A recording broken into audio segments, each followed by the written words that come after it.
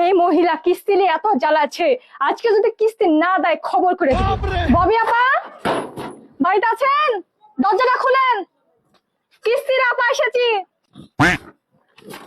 তোর আব্বা যে কি করে, এই কিস্তি মিস্তি নিয়ে আমার ঘরে ফেলে দেয় আর আমার ঘরে জানেন যাবা। 3 সপ্তাহ ধরে কিস্তি দিইনি, কখন যে কিস্তি ম্যাডাম চলে আসবে। ববি আপা এই দেখ ম্যাডাম চলে এসেছে।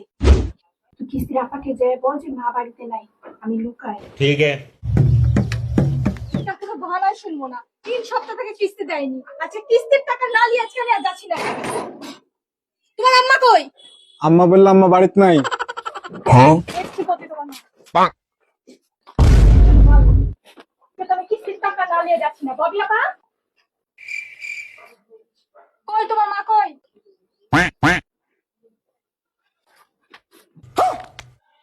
কি করছেন আপনি এখানে আপা? আসলে আপা শুয়ে পড়ে গেছিল তো, খুঁজছিলাম।